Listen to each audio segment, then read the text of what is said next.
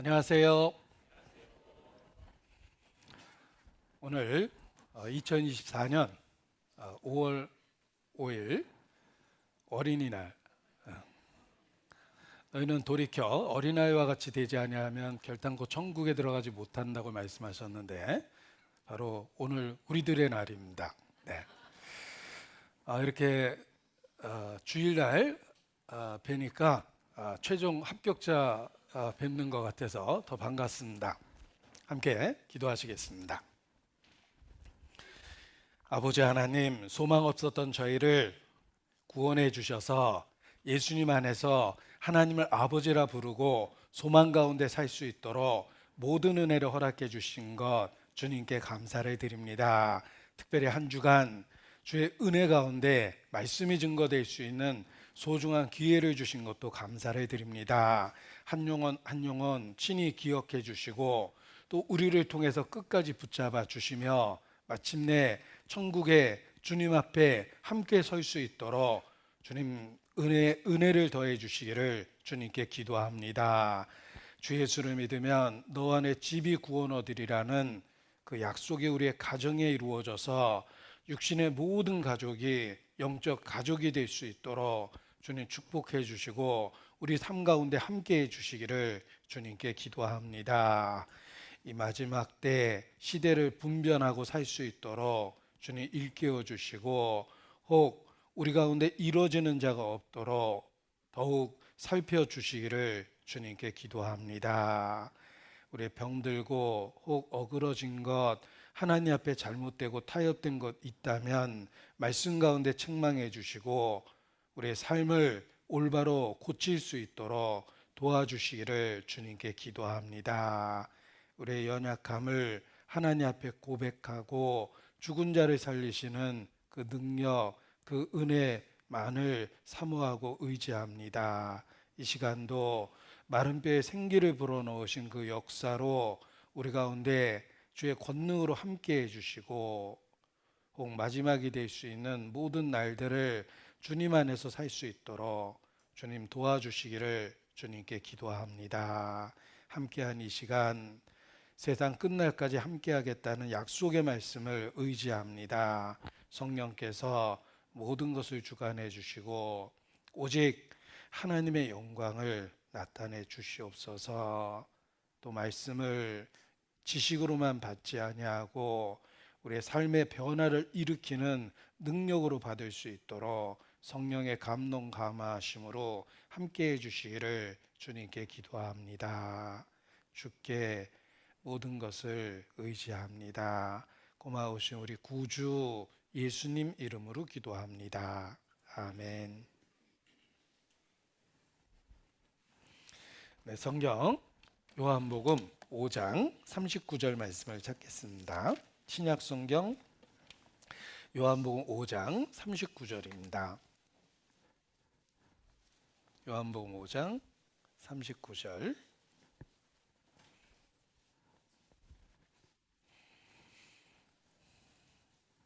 핵심적인 내용을 한 구절 속에 명확하게 기록해서 중요한 것이 무엇인지를 일깨울 수 있도록 하나님께서 성경을 기록하셨다.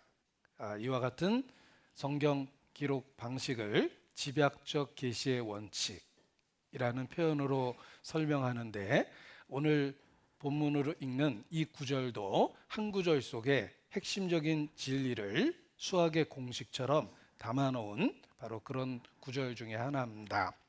짧은 문장 속에 우리가 믿고 있는 그 진리가 잘 요약되어 있습니다. 같이 읽겠습니다.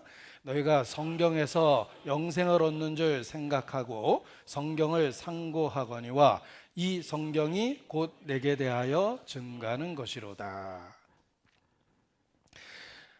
매년의 추수, 해마다 하는 추수가 그냥 연례 행사가 아니라 생각해보면 하나님께서 변함없이 우리와 함께 하신다는 자연의 증거입니다.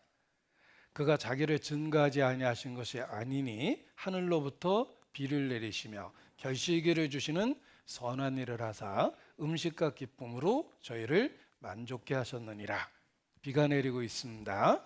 그 비가 내릴 때마다 그 구절을 한번 일깨워 보십시오. 하늘로부터 비를 내리시며 결실기를 주시는 선한 일을 하셨다. 이 비가 내리고 있다는 건 단순한 자연적인 일상적인 것이 아니라 하나님이 아직도 우리를 돌봐주시고 있다는 증거입니다. 그래서 해마다 추수를 할 수 있는 것입니다. 그래서 농사 짓는 사람도 본능적으로 하늘이 도왔다라는 것을 알기 때문에 전 세계 어느 곳에서나 추수 때에 신에게 하나님께 감사하는 그런 그 의식들이 있습니다. 뭐 추수감사절도 있고 또 우리나라에도 추석 때쯤 되면은 하늘에 감사하는 그런 그 의식을 치르기도 합니다. 매년의 추수가 하나님의 은혜인 것처럼 교회 안에서 우리가 복음을 전하고 또 새로운 영혼이 구원받는 것을 보는 그러한 영적 추수도 하나님께서 우리 가운데 계시다는 증거이고 또 하나님께서 참으로 역사하신다는 확실한 증거라고 이렇게 말할 수 있습니다. 하나님의 은혜 가운데 또 한 번 복음이 전해질 수 있는 기회를 가졌습니다. 이 교회 생활의 최고의 특권은 누군가는 한 번도 듣지 못했던 복음을 교회 생활 중에 반복적으로 들을 수 있고 또 전할 수 있다는 것입니다. 우리가 교회 안에 있기 때문에 복음이 그렇게 중요한 복음을 이렇게 반복적으로 나눌 수 있는 것입니다. 우리가 부모 덕분에 아무런 어려움 없이 살다 보면 그 모든 것이 당연한 것처럼 여기는 어리석은 생각을 합니다. 제가 참 슬픈 시를 하나 읽었는데 어떤 초등학생 아이가 시를 쓰면서 뭐 엄마 은혜를 이렇게 감사하고 또 모든 것에 이런 감사하는 표현을 이렇게 쓰는 걸 봤습니다. 그런데 그 중에 한 구절 때문에 너무 슬펐어요. 그런데 아빠는 왜 있는지 모르겠다. 이렇게 그런 슬픈 시를 써놨더라고요. 사실 그 아이가 누리고 있는 모든 것은 보이지 않는 아빠가 아침에 일찍 출근해서 저녁에 늦게 들어오고 일을 하기 때문에 그 가정이 유지되고 있는 겁니다. 그래서 지혜로운 어머니는 이 밥 한 끼를 줘도 이게 아빠가 바깥에서 일해서 우리가 이렇게 밥을 먹는 거야. 옷을 사줘도 내가 너 옷 사줄게가 아니라 아빠가 일해서 우리가 이렇게 옷도 사 입는 거야. 꼭 그런 말을 이렇게 입에 달고 아이를 교육합니다. 보이지 않는 아빠, 하루 종일 일하고 있죠. 그 아빠 덕분에 일상이 유지되고 있는 겁니다. 우리가 교회 안에서도 집회가 그냥 반복된 어떤 그 교회 연례 행사가 아니라 하나님이 우리 가운데 역사하시고 있다는 증거가 되는 것입니다. 그래서 우리 자신도 복음을 일깨우고 새로운 영혼에게 복음을 증거하고 또 새로운 영혼의 탄생을 교회 생활 가운데 보게 되는 것입니다. 그래서 교회 생활의 최고의 특권은 복음을 반복적으로 누리는 것이다. 해마다 우리가 누리는 그 추수가 하나님이 변함없이 돌봐주고 있다는 증거처럼 교회 생활 안에서 우리가 복음을 일깨우고 복음을 전하는 것 자체가 하나님의 큰 은혜라는 것을 생각하게 됩니다. 교회 안에 있기 때문에 이 핵심적인 진리를 반복할 수 있다는 겁니다. 자, 유대인들의 지혜가 어디에서 왔는가? 학자들의 많은 이야기가 있는데 그들의 공통된 의견이 있습니다. 유대인들은 미시나라고 일컬어지는 공부를 통해서 그 지혜를 얻게 된다라고 이야기합니다. 이 공부라는 말을 생각해 보십시오. 영어로는 study, 중국어로는 쿵푸, 히브리어로는 미시나 이렇게 이야기하는데 그 미시나라는 말이 반복이라는 의미를 갖고 있습니다. 이 공부는 반복을 통해서 이루어지는 겁니다. 반복해서 읽고 반복해서 쓰고 반복해서 생각하는 것, 이것이 미시나 곧 공부이다. 반복하면 모르는 것을 알게 되고 중요한 것을 중요하게 인식하게 되며 그리고 좀 더 알고 있던 것을 자세히 알게 된다는 것입니다.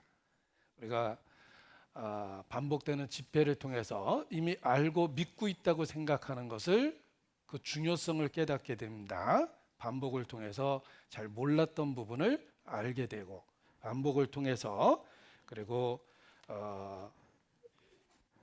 이미 알고 있다고 생각한 것도 더욱 구체적으로 자세히 알게 된다는 것입니다. 우리가 동일한 대상 어머니, 그 사랑을 어린 시절에도 느꼈는데 나이 들어가면서 그 사랑이 어떤 의미를 갖고 있는지 더 깨닫습니다. 내가 5살 때 엄마 사랑을 느낀 거하고 지금 이 나이에 어머니의 사랑을 느끼는 거하고 많이 다릅니다. 같은 대상이고 같은 단어를 써도 전혀 그 느낌이 다릅니다. 하나님의 사랑이 그렇습니다. 이 복음에 나타난 하나님의 사랑은 그 높이와 넓이와 깊이, 우리가 반복을 통해서 그것을 더욱 깨닫게 되는 것입니다. 그래서 한 주간 말씀이 증거될 수 있었던 것은 하나님의 더해지는 은혜였다라고 감사하는 것이 마땅합니다. 그리고 복음 속에는 하나님의 사랑이 나타나 있기 때문에 신앙생활을 지속할 수 있는 힘을 얻습니다. 이 가정생활의 위기도, 가정에 위기가 생깁니다. 모든 것을 그냥 끝내고 싶은 그런 위기 앞에서도 가족 간의 사랑을 확인하면서 위기를 극복합니다. 아빠 사랑해요, 엄마 사랑해요 라는 말 한마디에 우리가 위기를 극복해내고 여보 사랑해요 라는 그런 말 속에서 가정의 위기가 해결됩니다. 신앙생활도 그렇습니다. 우리는 철로 역정이라는 아주 험난한 신앙생활의 여정 속에 있는데 어떻게 신앙을 지키고 살아갈 수 있습니까? 제가 청년 때부터 불렀던 그 찬양이 있는데 힘들 때는 저절로 그 찬송이 불러집니다. 그리 쉽지 않아요 천국 가는 그 길엔 어려움 많아요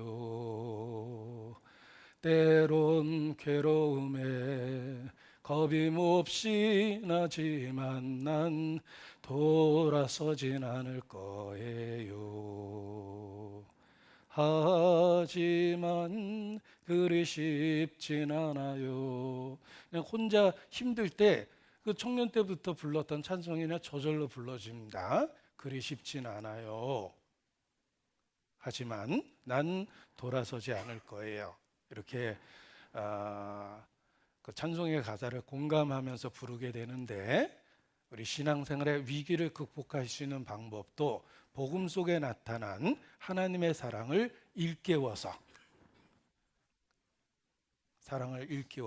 힘을 얻고 다시 신앙생활을 하는 겁니다. 학창시절에 외웠던 시처럼 넘어지고 깨어지고라도 부둥켜 안고 가야만 하는 결례가 있다. 고지가 바로 적인데, 이건 입시 볼 때 굉장히 마음에 와닿아서 외웠던 식구지만 신앙생활이 그렇습니다. 넘어지고 깨어지고라도 부둥켜 안고 가야만 하는 교회가 있다. 고지가 바로 적인데, 우리는 포기할 수 없는 진리를 믿고 있기 때문에 어려움 속에서도 진리를 붙잡고 있습니다. 그리고 그 힘을, 사랑을 확인하면서 복음 속에 나타난 하나님의 사랑을 확인하면서 힘을 얻고 신앙생활을 할 수 있는 것입니다. 그리고 우리가 복음을 중요하게 여기고 더욱 붙잡을 수밖에 없는 이유는 피할 수 없는 죽음이 있다는 겁니다. 우리 인생 생로병사라는 짧은 말로 설명하는데 우리 자신이 늙어가고 있고 초라해지고 있습니다. 제가 영광교회는 2010년도 왔고 그리고 14, 15년 흐른 지금 이렇게 다시 한번 왔습니다. 제가 한평 식구들 봤길래 한평에 대한 추억이 있었습니다. 옛날 그 잠수함 들어왔을 때 집회했던 기억, 그 전국이 아주 떠들썩했을 때 제가 한평 집회하면서 뉴스를 전혀 보지 못했기 때문에 잠수함 그 무장공비 들어온 것도 몰랐습니다. 한평 식구들을 이번 집회 때 만나서 그 생각이 났어요. 그것이 1996년이었고 그리고 한평 제가 마지막 설교한 것도 2006년이더라고요. 그러니까 한 뭐 거의 20년 다 돼 가는데 얼마 전에 갔다 온 것 같은데 20년이 돼 가네. 이런 생각을 했습니다. 우리 나머지 세월도 그렇게 갈 거예요. 그리고 교만할 수 없는 이유는 그렇게 빠르게 날아가는 세월 속에서 그 죽음이 오늘일 수도 있다는 겁니다. 제가 그 집회할 때마다 집을 나올 때마다 했던 그 행동이 있습니다. 32살에 전도인 생활을 시작했고 우리 교회가 정말 작았잖아요. 그때부터 전도인 생활을 시작했는데 집회를 위해서 집을 나가게 되면 제가 정말 돌아올 생각을 안 했어요. 그냥 마지막이라고 생각하고 집을 이렇게 나섰습니다. 전쟁터에 가는 군인이 여보 빨리 갔다 올게 이러면 아주 비겁해지잖아요. 어떻게 해서든지 살아서 가야 되니까. 그런데 정말 죽을 생각을 하면 가장 용감한 군인이 됩니다. 그래서 저 자신도 제가 성격적인 그런 장애가 있기 때문에 대중 앞에서 서서 얘기한다는 것에 대해서 엄청 부담을 느끼기 때문에 그걸 해결할 수 있는 방법은 그냥 죽겠다고 생각하면 그런 성격적인 장애가 없어졌어요. 우리 예전 교회당이 이렇게 외진 데다 교회당을 지어놨잖아요. 땅값 싸다고. 거기다 저를 가둬놓고 밤에 문 잠그고 가셔요. 대부분 우리 교회가 외진데 있었잖아요. 그래서 이 빈 건물에 제가 혼자 많이 있었거든요. 본능적으로 두려움이 생겨. 이게 밤에 혼자 이런 큰 건물에 있다 보면 건물이 낮에는 이게 뜨겁게 달궈지고 밤에는 식거든요. 그럼 건물에서 소리가 나요. 자는데. 잠결에 들으면 관창 열리는 소리처럼 들려요. 옛날 전설의 고향이 생각이 납니다. 사또 원한을 풀어주세요. 꼭 이렇게 뒤돌아보면 뭐가 올 것 같은 그런 생각이 드는데 제가 그 두려움을 극복한 방법도 그냥 죽으려고 결심을 하니까 어느 순간에 그냥 공포가 없어졌어요. 그래서 혼자 낯선 곳에 잘 있습니다. 그 빈 건물에 불 끄고 혼자 기도도 많이 해요. 성격적인 장애를 없애는 방법도 죽음에 대한 비장한 생각을 하고 또 본능적인 두려움도 그렇게 없앨 수 있었기 때문에 제가 집회하러 갈 때마다 조금 과장하면 여보 그동안 즐거웠어 고마워 이런 마음으로 내가 진짜 마지막 길을 간다라는 생각으로 이렇게 집회를 다녔습니다. 그렇게 해서 이렇게 마음을 이렇게 비장하게 먹을 수가 있었는데 지금도 그렇습니다. 제가 반복적으로 집회를 하는 것처럼 보이지만 개인적으로는 정말 내 인생의 마지막이라고 생각하고 이야기를 합니다. 그리고 실제로 마지막이 되는 분들을 많이 봤어요. 그래서 더욱더 복음을 증거할 때는 마지막이라고 생각하고 그런 마음으로 복음을 전합니다. 우리는 오늘일 수도 있는 죽음 그 가능성을 매일 갖고 사는 거예요. 하나님이 그렇게 하셨어요. 내일 일을 자랑하지 마라. 인간이 하나님 앞에 철저하게 겸손해야 될 이유를 확실히 가르쳐 주신 거예요. 우리는 매일 마지막이 될 수 있는 하루하루를 살고 있습니다. 죽음은 절대 멀리 있는 게 아니에요. 다윗의 고백처럼 나와 사망은 한 걸음뿐이니이다. 바로 옆에 있다는 거예요. 다윗이 어떻게 하나님의 사람이 될 수 있었을까? 왕이었음에도 불구하고 교만해지지 않고 어떻게 끝까지 하나님의 사람으로 살 수 있을까? 비결이 있습니다. 다윗은 고백합니다. 나의 종말과 연한과 나의 연약함을 알게 하소서. 주여, 나의 종말과 나의 연한과 나의 연약함을 알게 하소서. 다윗은 종말, 마지막 죽음을 생각하고 살았고 연한, 자신의 남아있는 삶이 제한적이라는 걸 늘 일깨웠고 자신이 얼마나 연약한지를 일깨웠기 때문에 왕복을 걸치고도 광야의 목동 시절처럼 겸손하게 하나님과 동행할 수 있었던 겁니다. 우리도 마찬가지예요. 죽음이 결코 멀리 있지 않다는 걸 생각해 보십시오. 복음만큼 소중한 것이 어디 있겠습니까? 내가 그렇게 단순하다고 생각했던 복음, 지루하다고 생각했던 복음이 죽음 앞에서 놀라울 정도로 충분하고 완전하게 위로가 됩니다. 그래서 소중하다는 걸 깨닫는 거예요.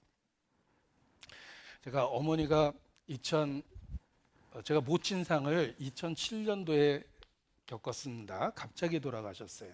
그리고 또 5년 뒤 2012년 아버지가 돌아가셨어요. 그래서 모친상, 부친상 이렇게 5년의 간격이 있었는데 어머니가 돌아가시고 우리 아버지가 홀로 남았을 때 배우자를 잃어버리고 어떻게 되는지를 제가 아버지 보면서 확실히 알았어요. 엄청난 충격 속에서 5년을 보내셨어요. 늘 같이 있을 것 같았던 아내가 없어진 거예요. 그리고 5년 동안 아주 애틋하게 지내셨어요.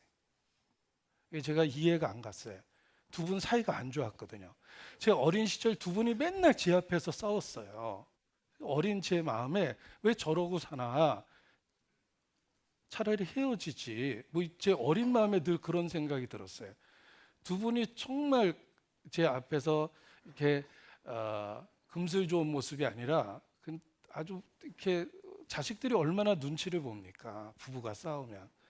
그렇게 지내셨어요. 그런데 막상 어머니가 돌아가시니까 엄청난 충격을 받으셨어요. 제가 이해가 안 갔어요. 두 분 사이도 안 좋으셨잖아요. 제가 이렇게 서럽게 아버지한테 그렇게 얘기도 했습니다. 아버지 뭐 이제 와서 그러세요. 두 분 사이도 안 좋으셨잖아요. 저희 아버지가 엄청 화를 내셨습니다. 야 이놈아, 내가 네 애미하고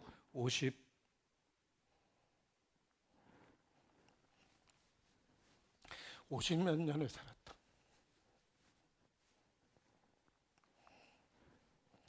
저는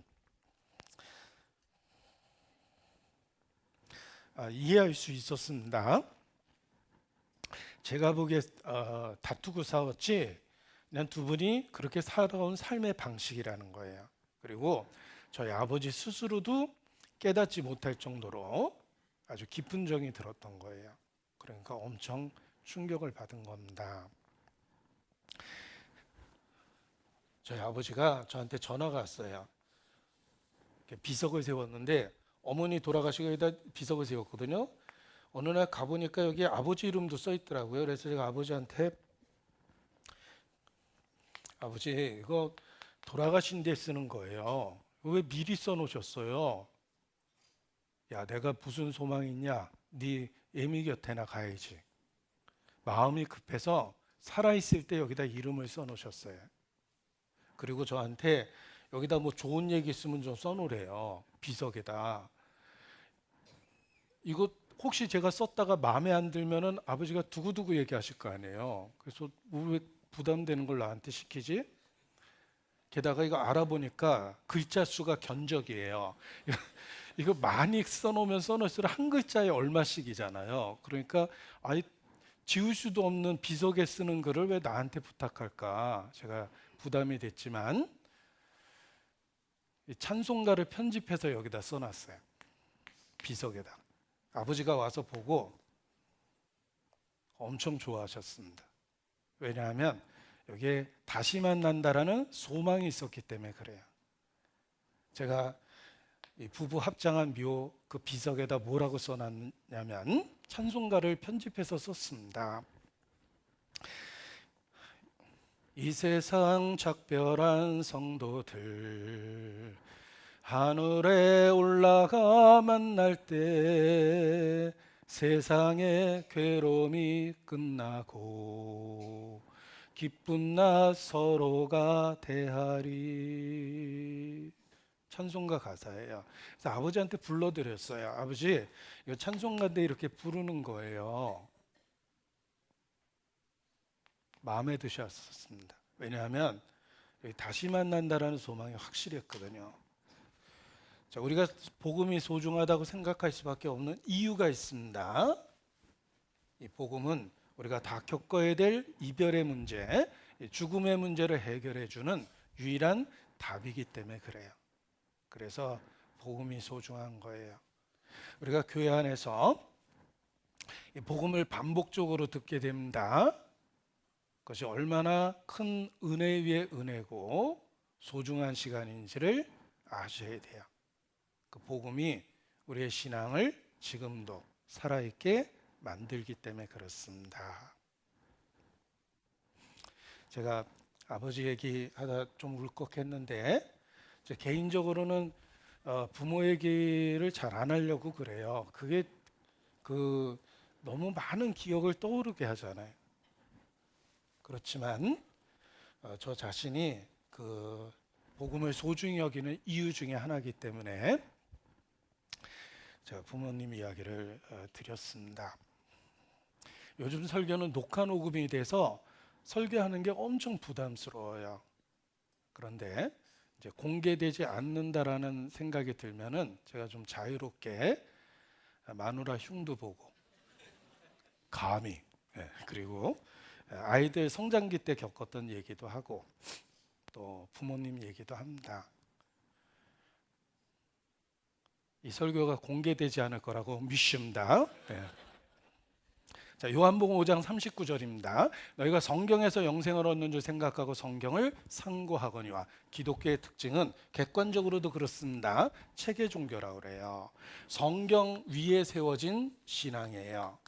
기독교를 핍박하려면 성경과 멀어지게 하면 돼요. 성경의 신뢰성을 떨어뜨리고 개인을 성경으로부터 멀어지게 하면 하나님으로부터 멀어지고 신앙이 병들고 사라져요. 기독교의 특징은 체계 종교예요. 성경 위에 세워진 거예요. 이 말씀이 곧 하나님이시기 때문에 그렇습니다. 국가가 헌법 위에 세워져서 헌법으로 유지되듯이 헌법을 흔드는 건 국가의 근간을 흔드는 거예요. 국가가 헌법 위에 세워졌듯이 기독교는 말씀 위에 세워졌어요. 하나님은 말씀으로 자기를 계시하셨고 죽음을 건너가면 그 말씀으로 심판하셔요. 책들에 기록된 대로. 예수께서 말씀하십니다. 내가 너에게 이른 이 말이 마지막 때 너희를 심판하리라. 너희의 말하고 행하는 바가 이 말씀에 맞지 아니하면 너희가 정녕 아침빛을 보지 못하며 이 땅으로 헤매며 공고하며 번jo하며 줄일 것이라. 하나님은 말씀 위에 하나님의 나라를 세웠어요. 성경에서 영생을 얻습니다. 그래서 성경으로부터 멀어지면 신앙이 병들고 신앙을 잃어버리게 돼 있어요. 그런데 이 66권으로 되어 있는 성경 1189장 수없이 많은 사건과 이야기, 많은 등장인물, 이 복잡한 내용을 한마디로 뭐라고 정리할 수 있을까? 성경이 두껍고 복잡하잖아요.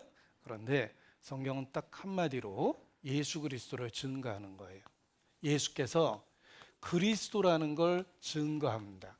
내가 예수님이 그리스도라는 걸 어떻게 알고 믿게 되었냐면 성경을 통해서 알고 믿게 된 거예요. 성경은 한마디로 예수 그리스도를 증거해요.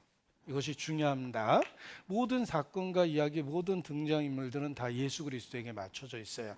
모든 설교는 항상 결론이 기승전 예수, 그렇게 되는 게 올바른 설교예요. 성경 자체가 예수님에 대한 이야기거든요.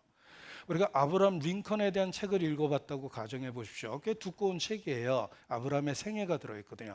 그 아브라함 링컨에 대한 책을 읽으면 모든 등장인물은 아브라함과 관련이 있어요. 아브라함 링컨하고 모든 사건과 이야기도 아브라함 링컨하고 관련이 있기 때문에 그 책에 나오는 거예요. 그 책 자체가 아브라함 링컨에 대한 이야기거든요. 그와 같이 성경은 예수 그리스도에 대한 이야기예요. 어떤 페이지 어느 곳을 읽어도 예수님에 대해서 나와야 되는 거예요. 내가 예수님을 믿고 난 이후의 변화가 무엇이냐면 드디어 모든 페이지에서 예수님이 보이기 시작하는 거예요. 모든 사건 속에서 예수님이 보이기 시작합니다. 성경 어느 페이지를 열어도 예수님이 보이기 시작해요. 내가 예수님을 알고 믿게 됐기 때문에 영적 눈이 열린 거예요. 이 성경이 곧 내게 대하여 증거하는 것이로다. 그렇습니다. 한마디로 성경은 예수님에 대한 이야기며 예수님을 믿는다라는 말에 두 가지 의미가 있습니다. 아들을 낳으리니 이름을 예수라 하라. 예수, 이름 속에 계시되어 있다고 그랬죠? 구원이란 뜻이에요. 하나님 구원, 이 단어를 합친 게 예수예요. 하나님 구원. 그러니까 하나님이 구원하신다, 하나님은 구원이시다, 뭐 이렇게 여러 가지로 해석이 되는 겁니다. 예수. 이름 속에 그냥 계시하신 거예요. 우리 아이들한테 퀴즈 낼 때 여기서 불 끄는 사람이 누군지 맞춰봐. 1 경찰관, 2 건축가, 3 소방관. 그러면 이미 답이 들어있는 거예요. 소방관이라는 그 명칭과 직업 속에 불 끄는 사람이라는 게 들어있잖아요. 하나님이 아주 쉽게 도대체 예수님이 누구냐? 하나님이 인간을 구원하시는 방법이에요. 그래서 예수의 이름이. 그래서 예수라 하라. 이는 그가 자기 백성을 저희 죄에서 구원할 자이심이라. 나는 여호와라, 나 외에 구원자가 없느니라. 하나님 자신이 구원자인데 그 하나님이 인간을 구원하시는 방법이 예수예요. 육체를 갖고 이 땅에 오신 거예요. 그래서 예수, 죄에서 구원할 자다. 그리고 이름을 하나 더 주셨죠? 임마누엘. 예수님의 또 다른 이름이 있어요. 우리도 마찬가지죠. 우리의 이름이 뭐 어린 시절 이름이 있고 호적에 올라간 이름이 있고 여러 가지가 있을 수 있는데 이스라엘에서도 그랬어요. 그래서 예를 들면 어린 시절의 이름 또는 관직을 갖게 된 이후의 이름, 또 죽은 이후에 그 사람을 존경해서 만든 이름, 뭐 이런 여러 이름이 있을 수 있습니다. 예수님의 또 다른 이름은 임마누엘이에요. 이름 속에 그냥 계시되어 있어요. 하나님이 우리와 함께 계신다는 뜻이에요. 그래서 예수님의 이름 속에 우리가 믿는 예수님에 대한 내용이 그대로 계시되어 있다는 겁니다. 하나님이 우리와 함께 계셔요. 구원이란 뜻이에요. 구원해 주시고 함께 계셔요. 부모는 낳으실 때 괴로움 다해지시고 끝이 아니죠. 기르실 때 밤낮으로 애쓰는 분이에요. 예수님은 우리를 구원해 주시고 끝이 아니에요. 천국에서 만나자 라고 얘기하는 게 아닙니다. 그리고 함께 계셔요. 내가 구원을 받았다는 말은 내 인생 속에 주님이 함께 계시기 시작했다는 뜻이에요. 그래서 천국이 너희 가운데 있느니라. 우리 속에서 시작됐다는 거예요. 그래서 예수 믿는 데 대한 의미가 이름 속에 분명하게 계시되어 있습니다. 뭐 간단하게 얘기하면 서양 사람이 만든 표현이지만 예수가 답이다. 우리 인생의 답이 되는 거예요. Jesus is the answer. 예수가 답이다. 모든 페이지에서 예수 그리스도를 찾으라. 이게 성경 해석의 비법이에요. 여러분은 성경 해석의 비법을 그림 한 장으로 보고 있습니다. 우리 누나 뽐내는 요리 솜씨는 알고 보니 미원, 뭐 이런 허망한 얘기가 있는데 성경 해석의 비법은 모든 페이지에서 예수님을 찾는 거예요. 성경은 예수님에 대한 이야기예요. 모든 성경에는 그리스도가 들어있다. 많은 분들이 성경을 읽고 만든 결론이에요. 영어로 표현해 보면 더 명확하죠? The Bible is one unified story that leads us to Jesus Christ. 성경은 하나의 연합된 이야기인데 우리를 예수 그리스도에게 인도해 주는 통합된 하나의 이야기예요. 모든 성경은 예수님에 대한 이야기예요. 어떤 그 평신도가 성경 공부를 하면서 모든 페이지에서 예수님이 보이는 거예요. 그래서 너무너무 신기해서 그걸 메모했다가 작은 책자로 이렇게 찍었어요. 평신도가 쓴 책이에요. 구약 성경에 나타난 101가지 예수님의 형상, 뭐 모든 페이지에서 예수님이 보이는 게 너무 신기했던 거예요. 101마리 강아지가 아닙니다. 101가지의 예수님에 대한 이야기를 이렇게 모아서 정리를 한 거예요. 그런데 이거 읽어보면 평이에요. 제가 이 책을 소개하려고 그러는 건 아니에요. 이 책 자체가 아주 평이한데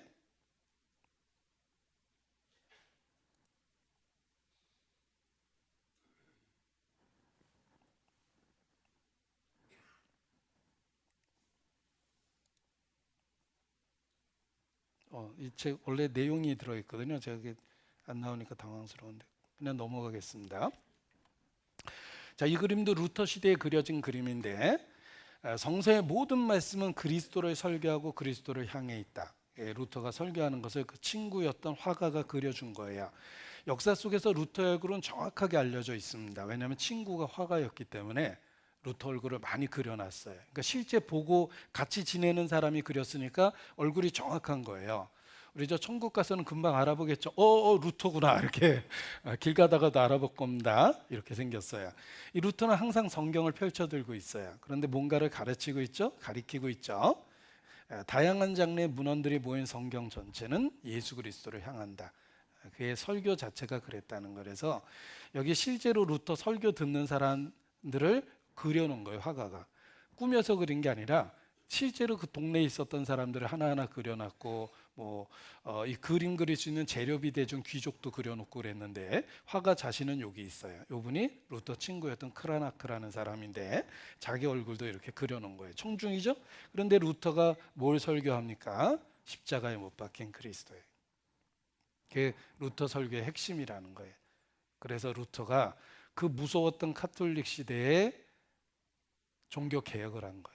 너무 확실한 진리를 봤기 때문에 목숨을 건 거예요.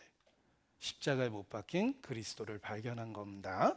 설교는 그리스도 중심적, 십자가 중심적이어야 된다. 이게 이제 루터의 강조했던 평생의 메시지예요. 예수께서 가라사대 내가 길이요 진리요 생명이니, 자 이거 잘 읽어야 됩니다. 나도 길이요 진리요 생명이다. 나도가 아니죠. 내가 길이요 진리요 생명이다. 나로 말미암지 않고는 아버지께로 올 자가 없다. 요즘의 기독교는 예수님이 구원 얻는 방법 중에 하나처럼 가리킵니다. 그러니까 예수님 말고 딴 얘기를 잔뜩 하는 거예요. 아닙니다. 내가 길이요 진리요 생명이요 나로 말미암지 않고는 아버지께로 올 자가 없느니라 해요. 예수님 외에는 구원의 방법이 없어요. 만약 다른 방법이 있었다면 예수님 절대 십자가에 안 죽어요. 아버지 할 수만 있으면 이 잔을 내게서 지나가게 해달라고 3번이나 기도했는데 기도가 거절됐죠? 할 수가 없었기 때문이에요. 하나님은 인간을 구원하실 때 법을 무시하진 않는다는 거예요. 죄삭은 사망이기 때문에 반드시 법을 지켜야 했어요. 그래서 예수님이 죽은 거예요. 다른 방법이 없었던 거예요. 인간을 구원한 유일한 방법이 되신 거예요. 그래서 나도 기리오가 아니에요. 이 카톨릭에서 차에다 범퍼 스티커를 붙여놨는데 가는 길은 달라도 이렇게 써놨는데 참 아름다운 표현이지만 성경적이진 않아요. 가는 길이 다르면 도착하는 곳이 달라요. 길은 유일한 길. 예수님 외에 구원의 방법은 없어요. 천하 인간에게 구원 얻을 만한 다른 이름을 우리에게 주신 일이 없습니다. 나로 말미암지 않고는 아버지께로 올 자가 없느니라. 자, 우리나라 사람들은 이게 착각을 합니다. 우리 지형이 뭐로 가도 서울만 가면 돼. 이런 표현이 있죠. 우리나라 지형이 그래요. 이렇게 갈 수도 있고 이렇게 갈 수도 있고 돌아서 갈 수도 있고 서울 가는 길은 길이 많거든요. 지금도 경부고속도로 갈 수 있고 호남고속도로 갈 수 있고 서해안고속도로도 가도 길이 많죠. 그렇게 생각하면 안 돼요. 이스라엘은 거의 대부분 산악지대고 평지가 부분적으로 있어요.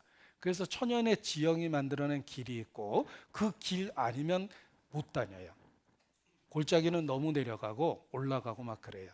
도저히 사람이 이동할 수 있는 상황이 아니에요.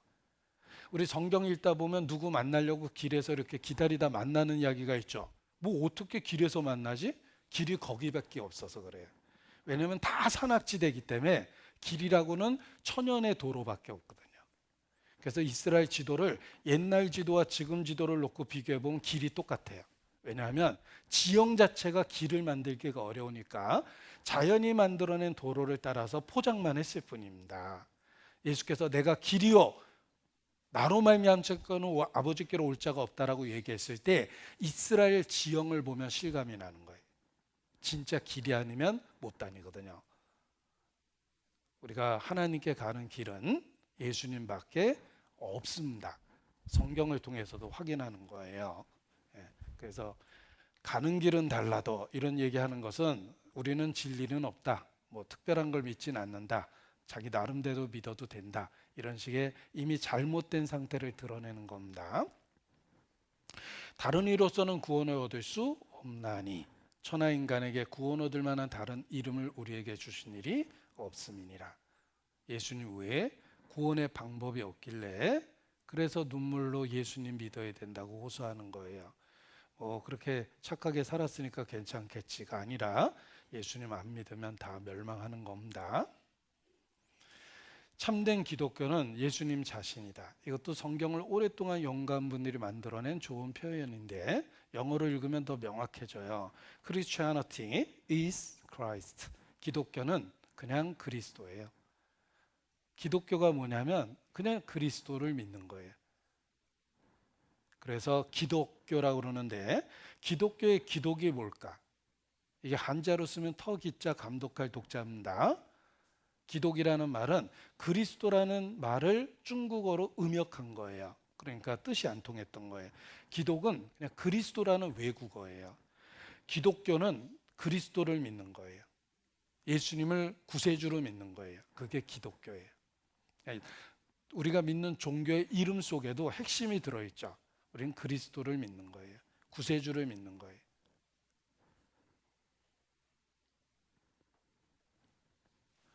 자, 우리는 기독교를 믿는데 기독이 그리스도죠. 그러니까 그리스도교. 우리는 예수님을 그리스도라고 믿죠. 예수교. 다 같은 말이에요. 기독교, 그리스도교, 예수교. 같은 말을 지금 다르게 한 것뿐이에요. 어떤 분이 나는 사과는 좋아하는데 애플은 싫어. 난 마누라는 싫어하는데 와이프는 좋아해. 이렇게 얘기하는 건 코미디예요. 지금 똑같은 말을 한 거잖아요. 기독교나 예수교나 이게 다 똑같은 말이라는 거예요. 그래서 핵심이 들어있다는 거예요. 우리가 믿는 종교 이름 속에 우리는 예수님을 그리스도라고 믿어요. 이 그리스도라는 말은 헬라 말이에요. 성경이 헬라어로 기록됐거든요. 이 헬라어가 인류 역사 속에 왜 중요하냐면 소크라테스, 플라톤, 아리스토텔레스가 인생을 논했던 언어가 헬라어예요. 사람의 내면 세계를 표현할 수 있는 풍부한 어휘와 혼란을 일으키지 않는 문법적 체계를 갖고 있는 좋은 언어예요. 그래서 헬라어로 그리스 철학이 이루어졌고 성경이 헬라어로 기록됐기 때문에 전 세계에 보급될 수 있었던 거예요. 신약 성경이 헬라어로 기록됐고 히브리어로 기록된 구약도 70인역이라고 그래서 헬라어로 번역돼서 온 세상에 읽혀질 수가 있게 되었던 겁니다. 제가 글을 한글로 쓰면은 우리 한국 사람이나 읽죠. 근데 제가 글을 영어로 쓰면은 읽을 사람이 더 많아져요. 그와 같이 성경이 헬라어로 기록된 거예요. 그 헬라어로 그리스도라는 말은 히브리어로 메시아라는 단어예요. 메시아라는 단어는 기름 부음 받은 자라는 말이에요. 직역하면 이게 다 똑같은 말입니다. 기름 부음을 받은 자라는 말은 하나님이 직분을 주실 때 기름을 부어서 직접 주시는 직분이 있었어요. 그 직분은 세 가지입니다. 선지자, 제사장, 왕이에요. 그래서 여기 보십시오. 메시아라는 말은 기름을 붓는다라는 뜻이며 선지자, 제사장, 왕이라는 뜻이에요. 이게 그리스도라는 뜻이에요. 아주 중요한 신앙 고백 중에 이런 게 있습니다. 요 소요리 문답이라는 게 있는데 그게 뭐 닭요리, 오리요리가 아니고 소요리네 이러면 안 됩니다. 소라는 말은 짧게 요약했다는 뜻이에요. 그리고 요리라는 말은 핵심적인 교리라는 뜻이에요. 그걸 한자로 표현한 거죠. 그래서 짧게 표현한 핵심적인 교리를 문답으로 가르쳤다. 이런 내용인데 이게 무시할 수 없는 이유가 5년 6개월 동안 1163회의 모임을 몇 명이 151명의 기독교 대표가 만들어서 우리가 좀 핵심을 잘 가르치자라고 핵심을 요약한 건데 이걸 만든 시대가 카톨릭 핍박 시대로부터 막 벗어나던 그때예요. 그래서 기독교 대표를 150여 명 모아놨는데 장애가 없는 사람이 한 사람도 없었대요. 왜? 그 150여 명의 그들은 신앙을 지키기 위해서 고문당하고 감옥에 있었던 사람들이에요. 그래서 기독교 대표를 모아놨는데 장애가 없이 나타난 사람은 없었대요. 그러니까 핍박을 견뎌냈다는 말은 진실하다는 뜻이에요. 우리 시대 기독교 목회자들은 무슨 네로 황제의 신화 같은 몸매를 갖고 있어요. 저도 그 중에 이런 몸매 갖고 있으니까 제가 말할 자격은 없는데, 옛날 목회자들은 핍박의 흔적을 온몸에 갖고 있었어요. 그들이 모여서 핵심적인 진리를 횡설수설하지 말고 가르치자라는 의미에서 핵심을 요약한 게 웨스터민스터 소요리 문답이라고 그래요. 웨스터민스터는 영국에 있는 교회당 이름이에요. 그래서 우리가 믿고 있는 신앙이 사실 그 안에 정리되어 있다는 겁니다. 핍박을 통과한 사람들의 신앙 고백을 정리해 놨으니까 진실하다는 거예요. 게다가 그냥 한두 번 만나서 정리한 게 아니라 5년 이상 수백 차례 만나서 요약해 놓은 거니까 핵심이 들어있을 수밖에 없습니다. 자, 실화입니다. 6.25 때 있었던 실화예요. 어떤 시골 교회당에서 예배를 드리고 있는데 인민군 하나가 문을 빵 박차고 들어와서 총을 교회당 천정을 향해서 난사를 했어요. 그리고 사람들을 딱 겨눴습니다. 니들 예수 믿지? 다 죽을 줄 알아. 사람들이 당황하고 떨기 시작했습니다. 마지막 기회니까 안 믿는 것들은 나가 하고 총을 겨누더래요. 사람들이 얼굴이 빨개져서 바깥으로 막 튀어나갔습니다. 몇 사람이 남았어요.